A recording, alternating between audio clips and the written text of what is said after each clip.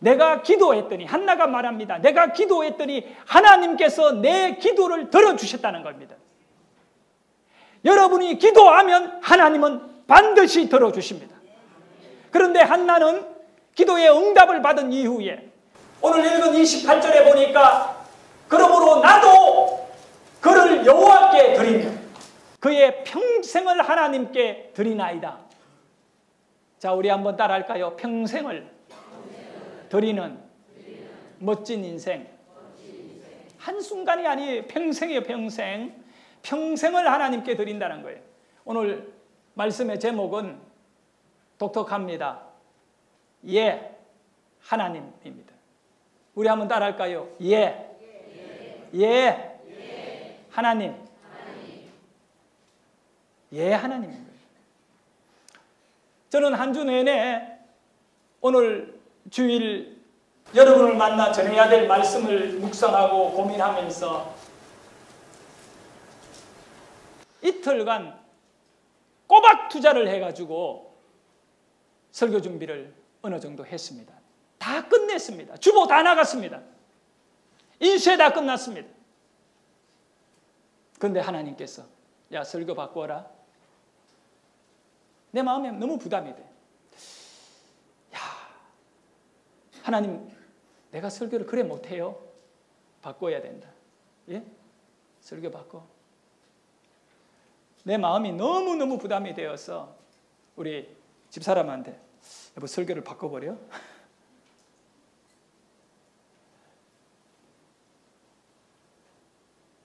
그래서 내가 아직도 미련이 남아가지고 미리 준비한 설교 출력을 해서 인쇄물을 갖고 있는 걸 들고 올라왔어요. 내 한계예요, 한계. 근데 하나님은 설교를 너 하지 마.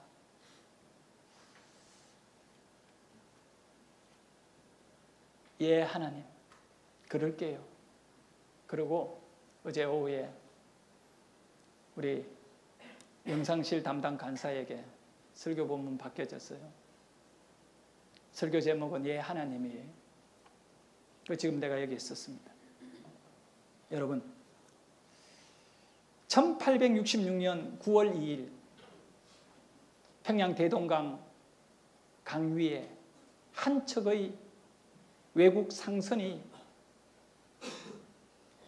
불이 타고 있었습니다. 그 배의 이름은 제너럴 서먼이라고 하는 배입니다. 이 배에는 여러 부류의 사람들이 타 있습니다. 선원들이 있고 상인들이 있고 또 외국 기관에 소속된 그런 공무를 위해 타 있는 인물들도 있었습니다. 당시에 조선이 이 나라의 문을 굳게 걸어 잠그고 외국의 문물을 거부하고 있을 때였습니다. 이 배가 대동강 물줄기를 따라 올라왔는데 너무 이 기가 막힌 것은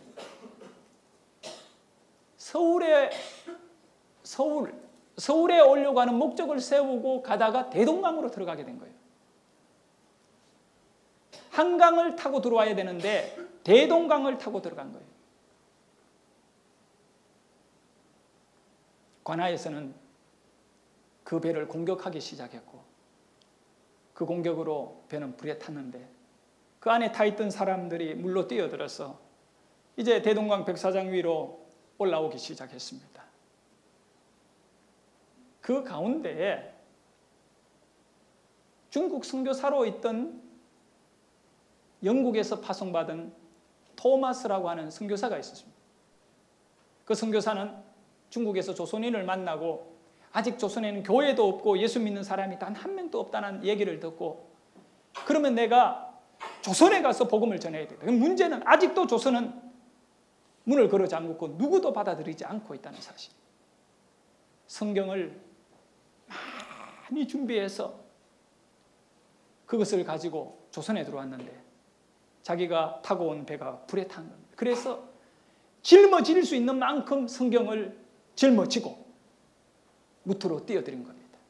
그리고 백사장 위로 올라오니까 당시에 최치량이라고 하는 이 12살 먹은 이 어린 손년이 아버지와 삼촌과 함께 강둑에 이 구경 나온 거예요. 배가 불에 타고 외국인들이 막 죽고 있다는 것을, 전쟁하는 것을 구경하러 대동강변에 평양 사람들이 수없이 나와 있었다. 그 중에 한 아이가 최치량인 거예요. 죽어가는 토마스 선교사가 자기가 들고 있는 성경을 사람들에게 나누어 주는데 어른들은 아무도 안 받아요. 이거 받으면 골치 아프니까. 검서거든요. 금지된 책이거든요. 근데 철이 없는 아이들은 넙죽넙죽 받아요. 그러니 어른들이 막 뭐라 하는 거예요. 야, 너 그거 갖고 있으면 큰일 나. 역적돼. 다 버려. 그래서 이 성경은 한문으로 된 성경인데, 지금 우리 성경도 글이 이렇게 작게 해서 이렇게 두꺼운 성경인데, 한문 당시에 크게 쓴 이 한문이면 얼마나 부피가 있겠습니까? 그 성경들을 종이 귀한 시대에 다 버린 거예요.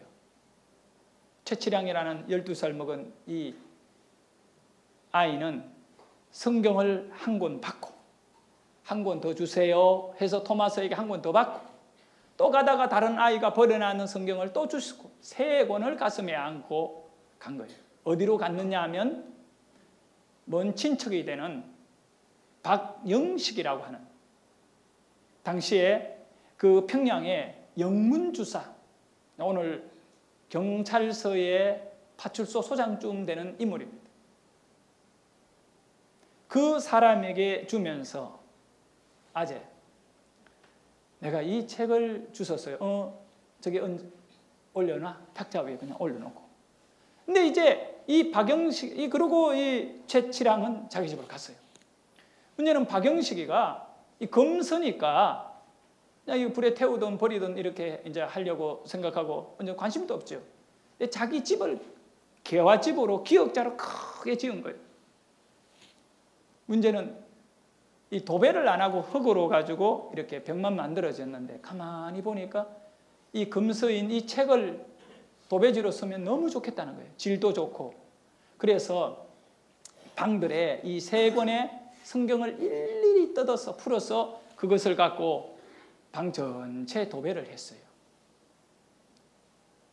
세월이 지났습니다. 1866년에 도배한 집이었습니다. 그리고 난 다음에 18년 가까이 지나서 이 땅에는 복음이 들어오기 시작하고 선교사님들이 들어오기 시작했어요. 언더우드 아펜젤레 선교사가 들어오셨어요. 1884년도에 들어오신 거예요. 그 뒤에 따라서 들어온 분이 마포 삼열 선교사님. 마포 삼열 선교사님이 평양에 교회가 없는 그때에 평양에 올라가서 전도를 하기 위해서 여관에 들어가게 되는데, 세월이 18년이 지나고 세월이 좀 더 지났으니까 이제 평양도 조금씩 변화되기 시작했는데, 특별히 마포 삼열 선교사님이 머물고 있던 그 여관집이 어떤 집이냐 하면 박영식이 지었던 기와집인 거예요.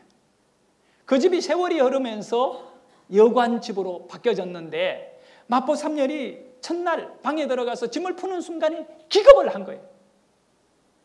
도배지가 아주 독특한 도배지인데, 한문으로 빽빽하게 벽이며 천장이며 바닥만 빼고는 전부 한문으로 이루어진 성경을 붙여놓고 있는 거예요.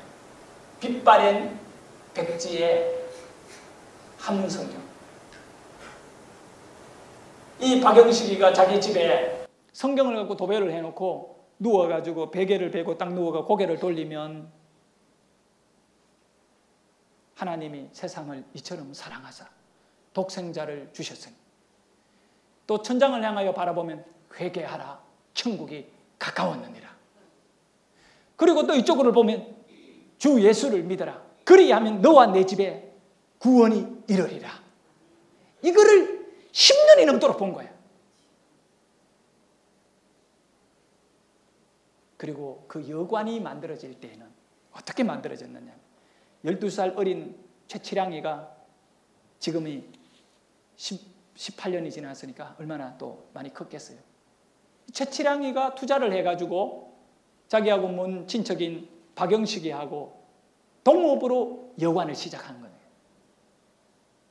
그리고 마플섬열이 이 집에 왔을 때 그게 이 최칠환과 박영식이가 그것을 경영하고 있습니다. 주인들을 불러놓고 물었던 거예요. 이게 뭐냐? 1866년도에 여기 대동강에서 어떤 분이 이걸 줘서 우리는 갖다 그 사람 어떻게 됐느냐? 죽었다. 마포3혈이 깜짝 놀랐다. 최초의 순교자가 이 땅에 있었구나. 그리고 그 사람들에게 이 내용이 무슨 내용이지 아느냐? 그 야수교 아니냐? 맞다. 이 하나님을 믿. 그 자리에서 안수받고 세례받고요. 그때 이 최칠항이가 그리고 박영식이가 하나님을 믿은 이후에 돈 벌려고 세운 이 여관을 하나님께 헌금으로 드려버리는 거예요. 그것을 교회로 헌납을 해버리는 거예요. 성경을 도배했던 그 집이 교회가 된 거예요. 이 정도 되면 아멘 해야 되는데. 자, 그 교회가 평양 최초의 교회인 널다리골 교회입니다. 이 널다리골이라고 하는 이 교회가 이름이 계속 바뀌어지는데 이 널다리골 교회는 평양에 가면 대동문이라고 있는데 대동문 바로 옆에 있었다고 합니다. 처음에 이름은 그 동네 고개가 널다리라서 그 지명의 이름을 따서 널다리골 교회라고 했고 그 뒤에 이름을 바꾸어서 네 번째 이름을 장대현 교회라고 붙이게 되는 겁니다. 이 네 번째 교회 이름이 장대현 교회예요. 이 장대현 교회는 1907년도에 구정연휴 가운데에 성도들이 우리 구정 우상들에게 제사 지내지 말고 하나님께 예배하고 은혜 받자고 모여가지고 집회를 시작하고 나가는데 하나님이 그걸 보고 너무 기뻐하셔서 그들에게 성령을 부어주신 거예요. 그 성령의 불길이 타올라서 1907년도에 대한민국 전체의 교회 부흥이 폭발적으로 일어나게 되는 겁니다. 그래서 우리 한국교회 역사 가운데 1907년 평양 대부흥이라는 말이 만들어지게 된 것입니다. 사랑하는 여러분, 토마스가 죽으면서 장대현 교회가 세워지고 토마스가 박칠항에게 12살짜리에게 성경 주면서 너 이거 갖고 가. 이거 갖고 박영식 줘. 그거 갖고 도배해라고 해. 그리고 교회 세워. 그리고 그 교회는 앞으로 대한민국의 생명줄이 될 거야. 대부흥의 불씨가 될 거야. 알았겠어요? 몰랐겠어요? 알았겠어요? 몰랐겠어요? 몰랐지요. 최칠항도 몰랐고 박영식이가 이거를 막 뜯어가 바르면서 앞으로 20년이 지나고 나면 이곳은 교회가 될 거야. 이런 거 알았겠어요? 몰랐겠어요? 몰랐지. 그런데 우리는 몰라요. 우리는 아무도 몰라요. 여러분이 주일학교 교사로 헌신하고 여러분이 교회 안에서 셀 리더로 헌신하는데 지금은 몰라요. 그러나 하나님은 일하고 계시는 거예요. 하나님은 일하시는 거예요. 이 시간 우리 같이 하나님이 일하시는 방법을 배우도록 하겠습니다. 영상을 좀 볼까요? 저는 선교를 합니다. 북한에 선교를 합니다. 7살 때 성경을 2번을 읽었습니다. 반응이 이래. 7살 때 성경을 2번 읽었다 그러니까 여기 몇째 줄에 앉아있는 여자아이가 저를 바짝 쳐다봐요. 제가 이제 생각을 하는 거예요. 뭐? 여러분들은 이게 여러분의 자세예요. 제가 청소년 사역을 많이 하러 다니는데 1년에 설교의 80%가 중고등부, 유년부, 대학부입니다. 근데 어른들을 설교를 해보면 다들 눈만 맞추고 머리는 다 딴 데가 있어. 생각이 다 딴 데가. 불 끄고 왔나? 가스불 끄고 왔나? 남편은 아이 그 자식은 밥을 먹었을까? 이러고 앉아있는 게 교인들이에요. 자신 있게 아닙니다. 저는 예배하러 왔습니다. 한 분 손 들어보십시오. 정신 나간 사람들이 좀 있네 그래도. 여러분 놀라지 마세요. 이 아이들 참 신기해요. 아이들이 들어요. 여기 요쪽에 꼬마들 둘이 앉아 있는데 저는 저 아이를 데리고 온 엄마를 정말 칭찬하고 싶어요. 왜요? 미안합니다. 여러분들은 다 늙었어. 뭐에 쓸모 있어요, 여러분 솔직히. 예? 그냥 세상에 바빠. 나는 오늘 부흥이 안 돼서 얼마나 모일까 참 궁금했어요. 근데 이 꼬마는 이제 앞으로 50년이요. 그잖아요. 50년을 갈 그 길을 위하여 이 아이가 여기에 동참했다는 것은 엄청난 가치가 있어요. 7살 때 성경을 왜 읽었냐? 깡패 같은 엄마 때문에 그랬어요. 밥을 안 주는 거예요. 근데 제가 막상 아이를 낳아서 키워보니까 밥을 안 먹이면서까지 성경을 읽히는 것을 못하겠더라고요. 용기가 없어요. 그 못하겠더라고요. 근데 우리 엄마는 그냥 성경 안 읽었어? 밥 안 줘. 그러고는 사실 몇 번을 굶었나 몰라요. 게다가 밥을 안 주는 것만 아니라 밥을 성경을 다 읽고 난 다음에 먹으려면 그 밥이 다 식어. 그래서 저는 지금도 뜨거운 밥을 안 좋아해요. 왜? 습관이 돼버렸어요. 그냥 찬밥만 먹는 거예요. 오늘 여기 올 때는 냉면 먹고 왔어요. 그게 편한 거야. 근데 이 7살짜리더러 성경을 2번이나 읽었네 그러세요. 네, 어머니. 미안합니다만 제가 읽은 게 아니고요. 엄마가 한 줄 읽고 따라 읽은 거예요. 말더듬이었던 제가 성경을 따라 읽은 거예요.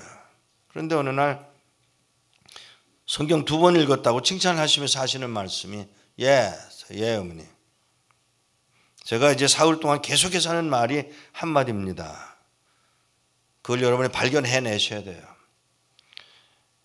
2번이나 읽었네. 네, 어머니. 성경에 예루살렘과 온 유대와 사마리아와 땅끝까지라고 했는데 땅끝이 어딘지 알아?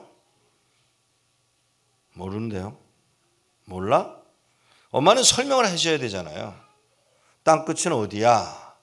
아니면 적어도 땅끝이 여기라고 생각이 돼. 뭐 이렇게 말을 해야 되는데 엄마는 그렇게 말을 안 하고 예, 어머니. 너 나이 들면 목사 돼? 네, 어머니.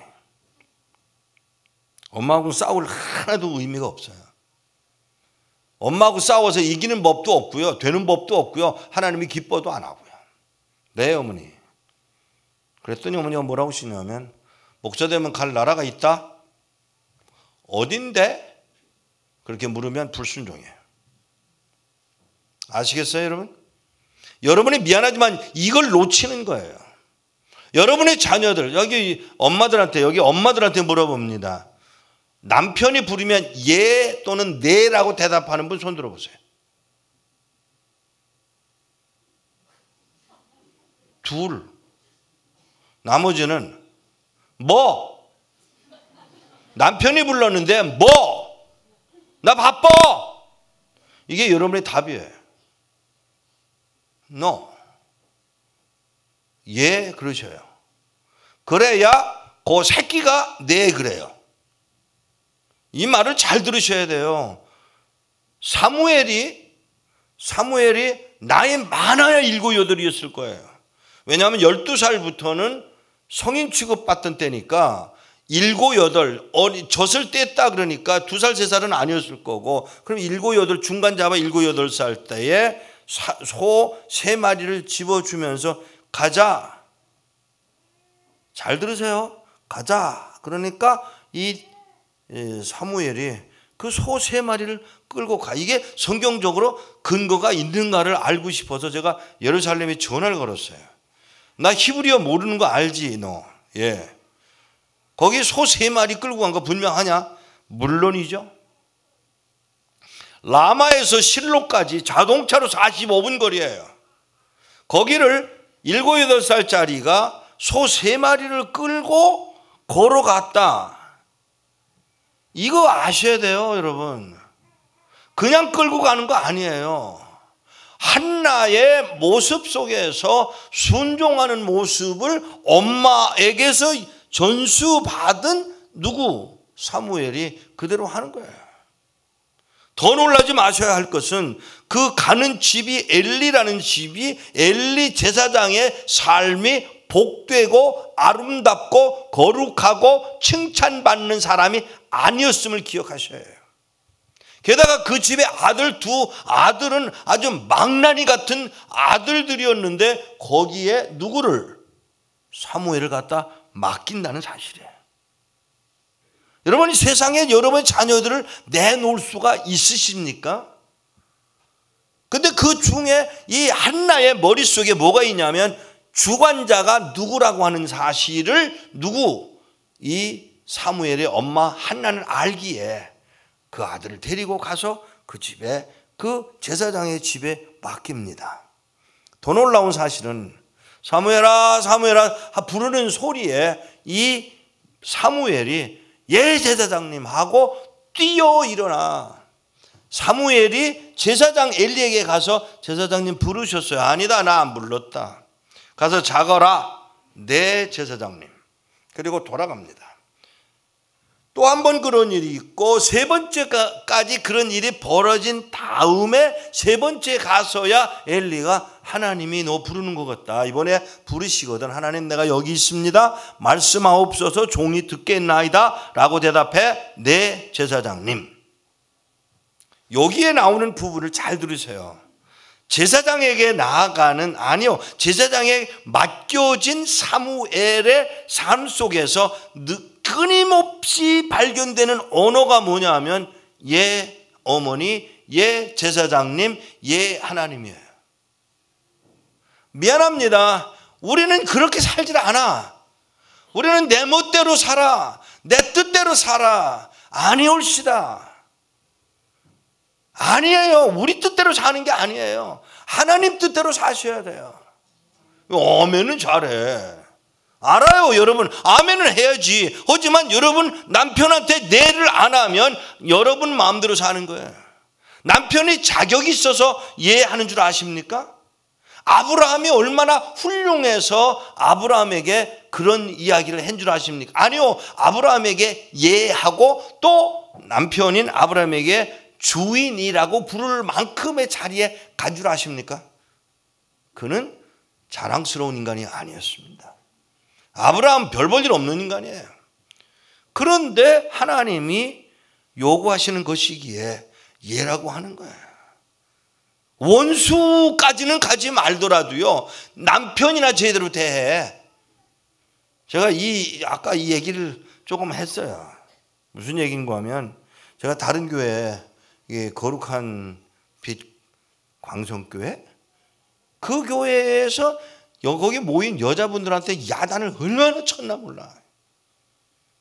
여자들이 일어나야 되는데 여자들이 남자를 믿음으로써 이 뭐라고 그러죠?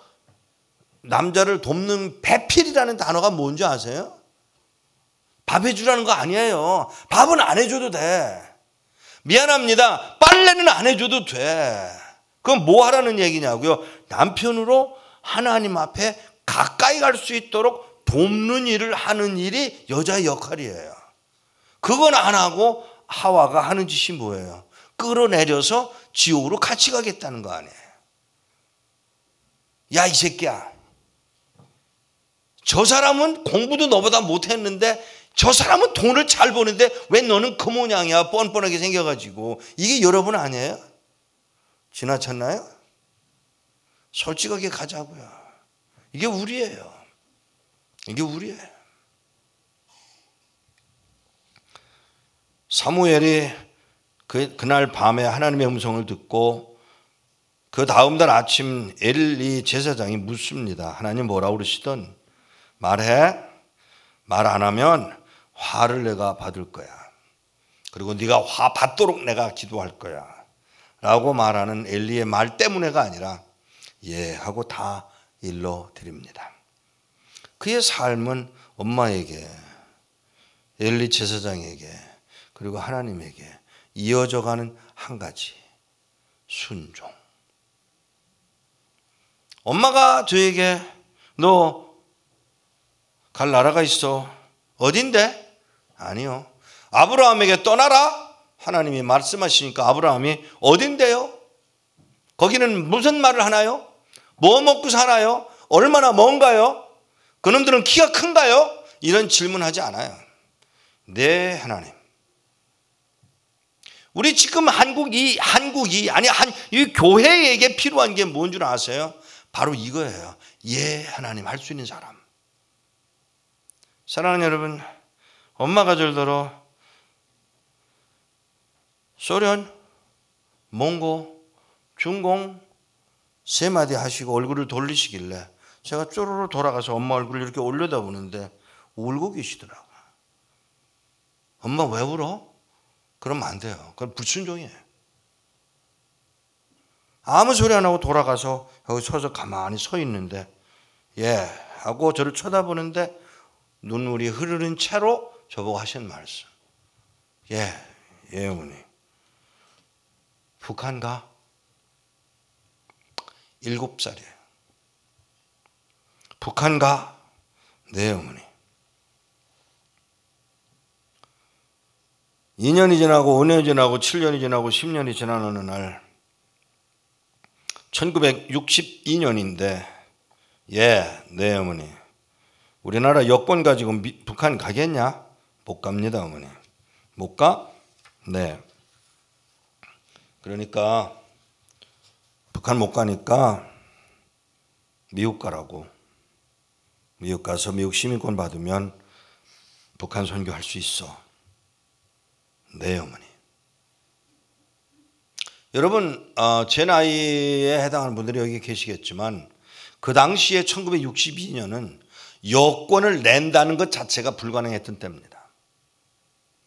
정부에서 허락한 여권 숫자가 300건이에요. 300건밖에는 허락을 안 했어요. 그러니 나같이 목사의 집에 목사의 손자로 가난한 교회의 목사의 아들로 미국을 가겠다 그러면 허락을 되겠습니까? 요즘은 아무나 가서 여권 신청해도 3, 4일이면 나오지만 그런데 엄마가 미국 가. 그래서 엄마 내가 순종해. 한 가지만 뭐 돈은 어디 있어 엄마? 돈? 없지? 돈 없지. 그러면 엄마가 돈 내가 만들어 또는 조금 신앙적으로 표현한다면 하나님이 만들어 라고 말해야 되잖아요. 근데 엄마가 하시는 말씀이 옷 입어 그래요. 왜? 그러면 안 돼요. 왜? 그러면 안 돼요. 그럼 뭐라고 해야 돼요? 요 20분 동안에 여러분들의 머리가 쇠뇌당했어요. 네 어머니. 옷 입어? 네 어머니. 가자? 네 어머니. 그리고 서울 한복판에 병원 앞에서 세워놓고 기다려? 네 어머니. 30분 만에 돌아 나오시는데 얼굴이 안 좋으시더라고요. 얼굴이 안 좋은 엄마가 다른 데 가보자. 예 어머니.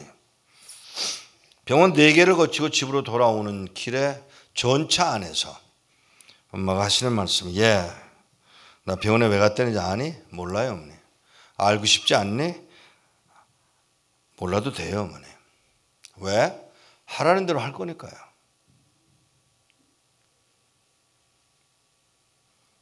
그동안 교회도 돈이 없고 집에도 돈이 없어서 엄마가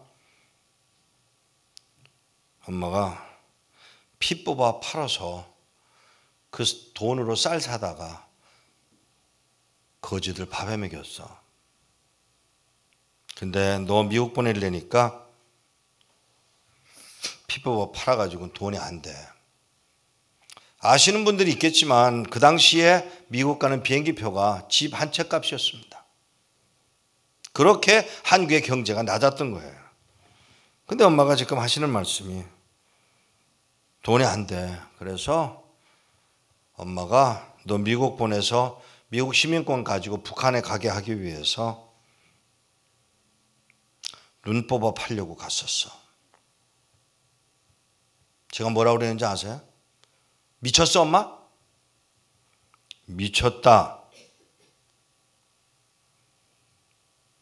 하나님 나라를 위해서 그 길을 가야 되는 거야.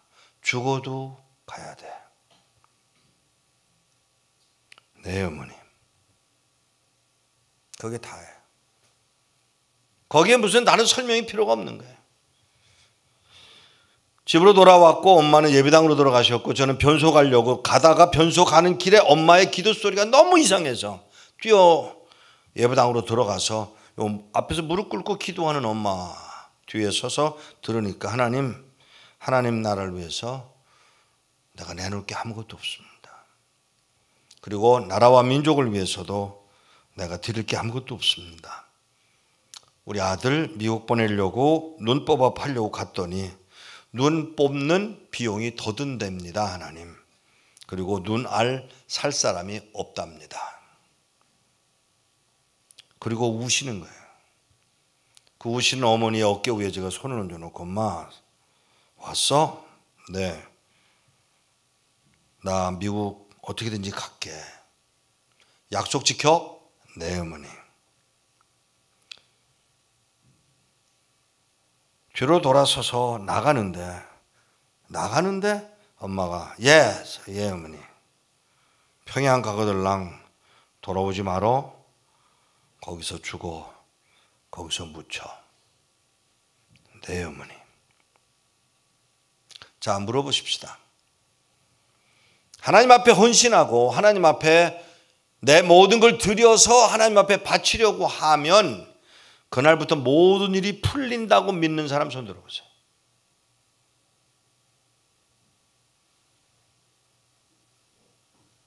미안합니다.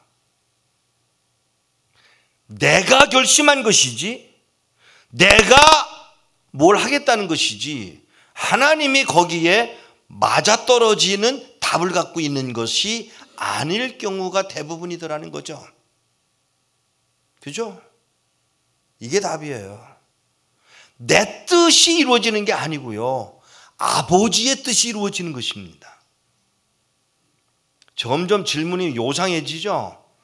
이제 점점 심각한 질문들을 할 겁니다. 여러분 놀라지 마세요. 엄마가 미국에 아들을 보내기로 했고 아버지도 허락을 했고 나도 허락을 해서 수속을 시작을 하는데 수속을 누가 뭘 받아주나요? 그런데 바로 그때 무슨 일이 벌어졌냐면 미국 국무성에서 한국의 고등학교 학생 5명을 뽑아 교환학생으로 받겠다고 요청이 왔고 그것이 광고가 났고 광고가 나서 시험을 치는데 5명을 뽑는데 그 중에 하나가 저였습니다. 영어를 잘했잖아요. 저는 제일 싫어하는 게 뭐냐면 돈 못 벌어서 신학교 가는 놈. 돈 벌 줄 몰라서 신학교 가는 놈. 돈을 잘 버는 사람이 그걸 다 때려치고 신학교를 가야 그래도 누가 봐도 야 저는 하다 보니까 돈을 못 벌어서 겨우 한다는 짓이 신학교. 여러분 가운데 그런 분이 있으면 그만두고 가서 장사부터 시작해. 아니에요. 이게 그러는 거 아니에요. 그날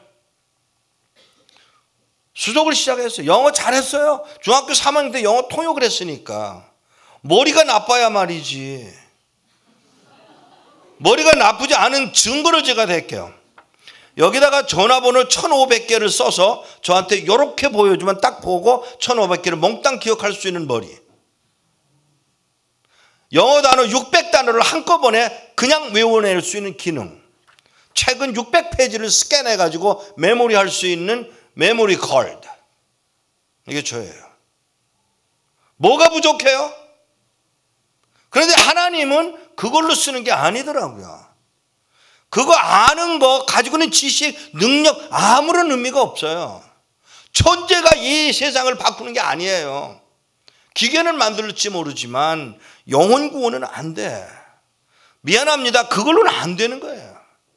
그 머리 좋은 게 무슨 의미가 있냐고요. 제가 아는 분은 저보다 더 머리 좋은 분이 한 분 있었어요. 얼마나 좋으냐? 30 간 넘은 녀석이 미국에 전문의 7개를 갖고 있는 친구예요. 근데 퇴근하다가 뒤에서 누가 와서 차로 콩 받았는데 콩 하는 바람에 머리 떼깍 했다가 눈 뜨니까 바보가 된 거예요. 안다는 거, 여러분 속에 있다는 거, 능력 다 쓸데없는 소리예요. 그럼 뭐냐 남는 건? 예수 그리스도. 이게 답이더라고요. 제가 이야기를 할게요. 이제 오늘 이제 다 얘기를 할 건데, 사랑하는 여러분, 그래서 미국에 못 갔어요. 왜 못 간지 아세요? 수속을 했어요. 그 5명이 뽑혀서 다 수속을 했어요. 그런데 마지막에 엑스레이를 찍어보니까 건강 위생 검사를 하는데 제가 폐결핵 환자더라고요. 폐결핵 환자. 하나님이 폐결핵 안 걸리게 막지 않으신 이유가 뭐죠? 그 이유를 모르는 거예요. 나는 이제 이것만 통과가 되면 가서 1년 동안 공부하고 돌아올 뿐인데 그 길이 막힌 거예요. 엄마는 부지런히 어떻게 만들었는지 모르지만 아버지를 미국에 보내는 비행기표를 만들어 드렸고, 아버지는 유학을 가셨고, 63년 4월 20일 5월, 6월, 7월, 8월 1일 날 우리 엄마가 막내 동생을 낳습니다. 저는 북한에서 태어났어요. 여기 해주 옆에 벽성이라는 데서 태어났어요. 친척은 없어요. 남한에 있는 친척이란 외할아버지 한 분뿐인데 목사님이세요. 그분은 다른 자녀가 없어요. 우리 어머니 하나 남아있는데 엄마가 8월 6일 날 아침에 일어나시더니, 아기가 지금 5일 됐죠. 일어나시더니 예 어머니 병원에 갔다 와라. 예 어머니. 뭐라고 그래요? 가서 우리 엄마 위독하다고 전해드려라. 예 어머니. 그러고 부지런히 병원에 갔다 왔더니 이미 늦었어요. 누가 하얀 천으로 씌워놨더라고요. 심장마비로 세상 떠나셨어요. 나는 18살, 밑에 동생 12살, 셋째가 7살, 중간에 하나씩 다 속았어. 그리고 막내 이제 5일 됐어. 누가 키워요? 에? 제가 키워요. 엄마가 된 거예요. 그 아이를 끌어안고 이 동네 저 동네에 돌아다니면서 젖을 얻어먹여야 되는데 그게 다 친구 와이프들이에요. 그런 상황 속에서 아이를 키워요. 중등부 교육을 그때부터 받았어요. 중학생이잖아. 큰아이가. 둘째가 초등학교 1학년. 그리고 막내가 이제 태어난 핏덩어리 영아부. 그러니까 교회에서 중등부, 유년부, 영아부 하는 데는 문제가 없어. 그것들을 키웠으니까. 누가 그게 하나님의 뜻인 줄 알았겠냐고요. 하나님은 그러고 대들었지만 내가 키워. 기저귀는 누가 바꿔요? 네가 바꾸지. 여러분, 하나님이 하시는 일이 마음에 드세요? 솔직히 물어봅시다. 하나님이 사랑스러운 분 한번 손 들어보세요. 이 교회는 잘못했던 큰일 나겠다 싶은지 손을 아예 안 들어 이제. 괜찮아요. 좋아요. 왜? 내가 그랬거든. 하나님 죽은 거야 이거. 그런데 그 아이들을 놓고 주위에는 목사님들까지 갖다 버려. 양심도 없어. 아이를 갖다 버리래. 저는 그 아이를 끌어안고 울기 시작했어요. 하나님, 나는 못 키우지만 하나님은 키우실 줄 알아요. 죄송한 이야기입니다만은 그 아이가 올해 만 50이 넘었어요. 4형제 중에 엄마가 세상 떠나시기 전날 하신 말씀이 뭐였냐면 내 놈 다 목사 만들어라. 왜 날 보고 만들래? 자기가 만들지. 엄마는 죽을 줄을 알았던지 날더러 하는 말이 네가 애들 목사 만들어. 제가 목사 됐고요. 둘째가 목사 됐고요. 셋째가 목사가 됐어요. 그 아이들 자전거 타다가 다리 한번 부러진 것밖에는 사고 난 게 없어요. 사랑하는 여러분, 이게 뭐 하는 일이에요? 아버지는 미국에 들어가셨는데 1년이 지나도 2년이 지나도 안 되더니 얼마 지나니까 영주권 받았다고 초청장이 왔는데 이제는 한국 정부가 안 내보내주는 거예요. 3년 반이 지날 때까지 초청장이 몇 번 왔나 몰라. 6개월 지나면 무효. 박정희 대통령 때인데 법 하나 지키면 또 다른 게 또 안 되고 네가 이러면서 지나가다가 3년 반이 훌쩍 지난 거예요. 어느 날 전화가 왔어요. 저희 집에 전화가 있을 리 없죠. 저희 집에는 선풍기도 없었고요. 전화기는 물론 없었고요. 냉장고가 있다는 걸 들어본 일도 없어요. 그렇게 가난했어요. 그런데 이제 전화가 옆에 집에 있는 분이 공무원이라서 그분 집으로 전화가 와서 저한테 연락이 됐는데 뭐라고 그러시냐면 예, 다 됐대. 아버지, 여권도 없어. 여권도 된대. 비자는요? 비자도 된대. 비행기표는요? 그것도 된대. 그러니까 제가 속으로 하는 말이 우리 아버지가 혼자 살더니 이렇게 됐구나. 그러지 않고 어떻게 저런 소리를 해? 라고 생각을 했지만 말을 못하고 알았어요. 그런데 막 뭐라고 하시냐면 영화 촬영하는 사람이 나간다. 아니 영화 촬영하는 사람은 왜 나오죠? 물어보질 못하고 예 아버지. 며칠 지나니까 진짜 영화 촬영하는 사람이 나왔더라고요. 그래서 우리 사는 모습을 영화를 다 찍었어요. 다 찍은 것까지는 좋은데 뭐라고 하냐면 여권 받으러 가재. 아니 여권을 당신이 어떻게 알아? 여권 받으러 가자고. 여권 받으러 가니까 여권이 나와 있더라고요. 비자는요? 비자 받으러 가자. 대사관에 하니까 비자가 나와 있더라고요. 비행기표도 그 바로 대사관 앞에, 지금 있는 대사관이 아니고요. 그 옛날 대사관 자리인데 그 앞으로 있는 그 롯데 호텔 바로 옆에 있는 건물인데 거기에 가서 비행기표를 가지고 가라고 그래서 그걸 받으러 가서 비행기표를 퍼스트 클래스로 1등석 비행기표를 받았어요. 형제들은 다 미국에, 동생들은 다 미국에 들어갔고 저만 남았습니다. 엑스레이 때문에. 한 달 반 후에 허락을 받고 미국에 들어갔어요. 아버지 왜? 어떻게 해서 이 일이 일어났어요? 하나님이 하셨어. 나도 알아 아버지. 목사들은 말할 게 없으면 하나님이 했대. 우리 목사님도 그러신지는 모르겠는데 그저 답이 없으면 하나님. 근데 그게 정답이 그걸 어떻게 해요?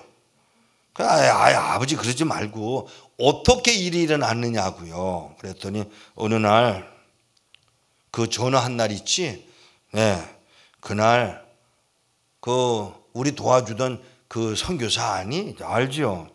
그 선교사가 나보고 야 애들 데려와야 되잖아. 그렇지. 그런데 그냥 가만히 앉았으면 떨어지는 게 아니니까 복지국을 한번 찾아가 보자. 복지국에 가서 이야기를 하라고 그래서 우리 아버지가 다 이 환경을 이야기를 하니까 복지국 사람 안 돼. 뭐가 안 되냐고. 이런 경우가 얼마나 많은데 이런 경우를 도와주냐고. 정부에서 그 돈 내줄 수 없다고. 그러고서 그럼 미안하다고 시간 내줘 고맙다고 인사하고 나오는데 하나님이 그 복지국 직원을 향해서 야, 넌 내가 보낸 사람을 그냥 보내면 어떡해? 하는 말을 듣고 이 사람이 생전 처음 하나님의 음성을 들은 사람이 그 말을 듣고 놀래가지고 어떻게 해요? 그러니까 그 명함 줘. 그 명함? 무슨 명함이야? 그 명함. 그래서 막 수천 개가 되는 명함 중에 요건가? 라고 해서 뽑아서 요거예요. 그러니까 이거다. 라고 말씀하셔서 저희 아버님에게 이제 명함을 주었는데 딱 받아보니까 뭐라고 써있냐면 늑대 제작소. 안 도와주려면 말지 늑대는 또 웬놈의 늑대야. 그리고 그걸 푹 찢는데 그 사람이 이러고 쳐다보고 있으니까 민망해서 찢다 말고 주문에다 집어넣었어요. 잘 들으세요. 이거 하나님이 하시는 일을 얼마나 놀라운가 보세요. 그 찢어진 명함을 주문에 넣고 나오셔서 자동차에 발동을 거는데 그 자동차가 얼마나 좋은 차인지 몰라. 지금은 그런 차가 아무리 눈 비비고 봐도 없더라고요. 발동 걸면 10분 있어야 움직이는 차. 그 10분이 뭘 하는 거 하면 그 10분 동안에 하나님이 무슨 일을 하시는 거예요. 우리는 내 마음에 드는 건 하나님 하셨다 그러고 내 마음에 안 드는 건 하나님이 안 하셨다라고 생각하는 경향이 많아요. 그래서 요셉이 팔려간 게 이럴 수가 있나? 그게 하나님의 뜻인 거예요. 지금 뭐가 잘못됐어요? 왜 그런 자동차에 아버지가 앉았냐고요? 자동차에 발동을 걸어놓고 부릉부릉 하면서 할 일이 없으니까 아까 집어넣었던 명함을 꺼내서 보니까 이게 늑대 제작소가 아니고 이름을 잘못 해석했다는 걸 알고 거기를 찾아갑니다. 그곳이 영화회사예요. 영화회사는 왜 갔냐? 우리 아버지가 여기 왜 왔지? 그러는데 여기 왜 왔냐? 복지국에서 가보라고 해서 미스터 리 맞다고 들어오라고. 들어가니까 그 인터뷰하는 사람이 우리 아버지를 보더니 하는 말이 거기 왜 갔댔어? 이래서 갔댔다고. 갔다 온 얘기를 좀 하라고. 쭉 다 얘기하니까 불쌍한 것도 됐고 가난한 것도 됐네. 그러더니 하는 말이 Your children, 당신 아이들 Are they ugly? 애들이 못생겼어? 이러고 모르니까 우리 아버지는 기다렸다는 듯이 Yes they are. 그러니까 이 미국 사람이 박수를 치면서 That's great! 그런 거예요. 우리 아버지는 이게 무슨 소리인지 몰라서 무슨 소리야 그러는데 잠깐만 기다려. 그러더니 누구에게 전화를 거는데 되게 높은 사람에게 전화를 거는 거예요. 누군지 몰라. 그 전화를 하는데 저쪽에서 물어보는 말이 뭐냐면 불쌍해 보이냐? 불쌍해 보입니다. 가난하냐? 당연하죠. 마지막 질문. 애들이 못생겼대느냐? 그랬더니 이 사람이 뭐라고 대답을 했냐면 I am absolutely sure they are ugly. 진짜로 못생겼을 거라고. 왜 그렇게 말하냐? Because the father says so. 아버지가 말하니까. 사랑하는 여러분, 놀라지 마십시오. 못생긴 것도 하나님의 목적입니다. 어멘이 없어. 나쁜 놈들이야. 못생긴 것도 여러분의 기준에 못생긴 거지 하나님의 기준으로는요. 여러분이 못생겼다는 그 영혼을 하나님은 기쁘게 받으시는 경향이 얼마나 높은지 몰라. 왜? 못생겼으니까 교만하지 않거든. 잘생겼다는 것들 보세요. 얼굴이 반지를 하거나 엉덩이가 이쁘거나 다리가 이쁘면 요거 때문에 죄를 짓는다는 사실이에요. 여전히 아멘은 안 해. 참 고약해. 여러분, 하나님이 실수해서 내가 한국인 된 거 아니에요. 하나님이 실수해서 요 모양 요 꼴로 만드신 게 아니에요. 하나님의 뜻이 있어서 못생기게 보여야 할 뜻이 있어서 저를 이렇게 만들어 놓고는 그 영화에 출연을 시켜요. 그 영화가 뭐냐? 바비 케네디가 만든 영화인데, 케네디 동생 바비 케네디가 그 영화를 만들었는데, 그 영화의 내용은 이민 역사를 다 만들어서 다큐멘터리를 만드는데 마지막 부분에 새로 이민법에 해당해서 자기 형이 바꾼 법을 따라 이민 들어온 사람 한 가정을 만들어 넣어야 되는데 조건이 뭐였냐면 불쌍해 보이고 가난하고 못생기고였어요. 거기에 해당된 사람이 조엘 씨다. 거기에 그 영화 더 구글에 들어가 보시면 The Nation of Immigrant라고 하는 영화가 나오는데 그 중에 45분 지나 4형제 탁 뜨는데 4형제 중에 큰아들이 바로 저예요. 왜 이 이야기를 하느냐? 이 모든 일이 하나님으로부터 시작되어 엄마의 기도를 이루시는 과정으로 하나님이 이를 이루어 가시더라는 사실입니다. 오, 그거는 아멘 하시네. 사랑하는 여러분, 미국에 들어갔습니다. 미국 들어가기 전에 이제 요 얘기는 한번 하고 지나가는 게 좋을 거예요. 궁금하게 여길 것 같아서. 언제 결혼하셨어요? 되게 이런 질문을 해요. 답을 드릴게요.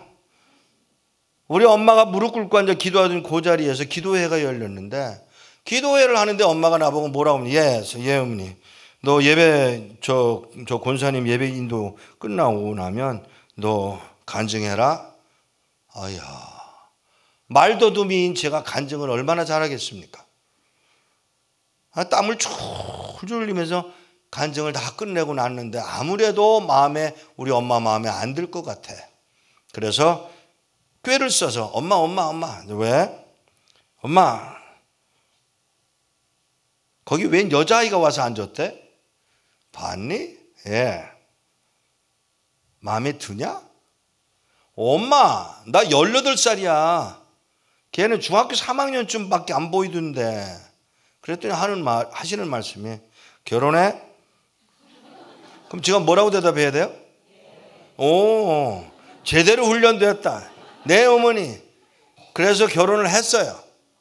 그 여자가 이 여자예요. 한번 박수 한번 해주세요. 10년 후에 결혼했어요. 물으지 마. 내가 이 말을 왜 하느냐 하면 여기에 끝나고 나가면 꼭 몇 년 그때 결혼하셨어요? 미쳤어요. 18살에 무슨 장가를 가요. 10년 후에 미국에 가서 미국에 안정을 하는 기간에 돈을 벌기 시작했는데 큰일 났어요. 정말 큰일 났어요. 돈을 너무 잘 버는 거예요. 1970년대에 제가 100만 불씩 벌었어요. 100만 불이 지금 돈으로 하면 11억이에요. 70년대에 근데 제가 불안한 거예요. 여러분 잘 들으세요. 여러분들이 일이 잘 되면 불안하게 여기셔야 돼요. 일이 안 될 때는 하나님 앞에 맡기는 마음이 있는데, 일이 잘 되면 하나님 앞에 맡기는 게 아니라 괜히 좋아해. 여러분 일 잘 되면 이거 왜 이러지? 이런 생각을 가지셔야 돼요. 돈을 잘 버는데 불안한 거예요. 왜? 내가 여기 있을 이유가 없잖아요. 미국 시민권은 이미 받은 지 오래됐고, 제가 이거 시민권 받으러 왔는데 시민권은 받은 지 오래됐고, 결혼했고, 아이 낳고, 돈은 잘 버는데 불안한 거예요. 하나님, 왜? 그러고 물었으면 얼마나 좋겠어요. 아내들어, 여보, 나 이것 때문에 미국 오지 않았는데, 왜 왔는데 그럼? 북한 가야 되는데. 그러면 가. 근데 그러면 가 하는데, 제가 이 여자가 뭘 모르고 저렇게 대답하지 싶어서 제가 뭐라고 그래. 내가 이러다가 순교당하는 수가 있어. 그랬더니 아내가 하는 말이, 순교당해서 내가 과부되는 게 하나님 뜻이라면 기꺼이 해드려야지. 이게 무슨 소리예요? 너 가서 죽어도 돼. 여러분 참 순진하다 보니까 그러고 있어요. 여러분 제 아내가 지금 한 말을 잘 들으세요. 너 가서 죽어도 돼, 이 말이잖아요. 근데 제가 그 말을 듣고, 이 여자 정말 뭐라 하나? 기가 막힌 하나님이시죠. 비행기표, 여권, 비자, 서류 한 장 안 내고 간이 주고 줬어요. 당시에 미국에서 이민 역사를 다큐멘터리로 만드는데, 영화로 만드는데 300년 전에, 200년 전에, 100년 전에, 현재까지 그거를 1시간 가까이 그 영화를 만드는데, 현 정부의 법으로, 이민법은 계속 바뀌어지잖아요.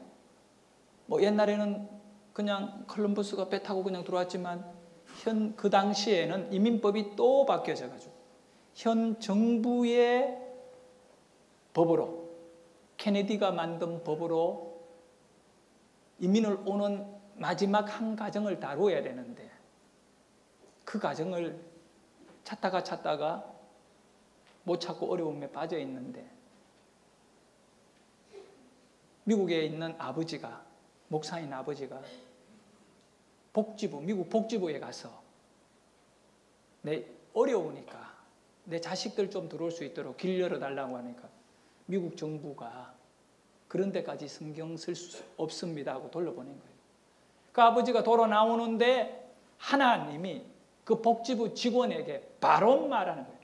내가 보낸 사람을 네가 왜 돌려보내느냐? 이 사람이 하나님의 음성을 들은 거야.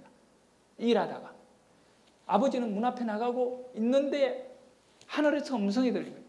내가 보낸 사람을 네가 왜 돌려보내느냐? 예? 그럼 어떻게 해요? 명함 줘. 그래서 쫓아나가 들어오시라고. 그거는 하나를 뽑아줬는데, 갖고 있는 여러 명함 중에 줬는데, 그 명함이 다큐멘터리를 만드는 그곳의 명함인 거예요. 그걸 받아보고 아버지는 뭐 이 미친 사람들이 있냐? 영화사 명함을 주느냐? 그리고 앞에서 찌질러 가다 그 사람이 가만 쳐다보게 주머니에 넣었다가 자동차를 탔는데, 자동차가 너무 낡아가 시동을 켜도 이게 열을 받아야 가는데 10분 동안 기다리다가 주머니에 있는 거를 내고 확인하고 나중에 전화를 걸었는데, 이 영화를 완성을 해야 되니까 미국 정부에서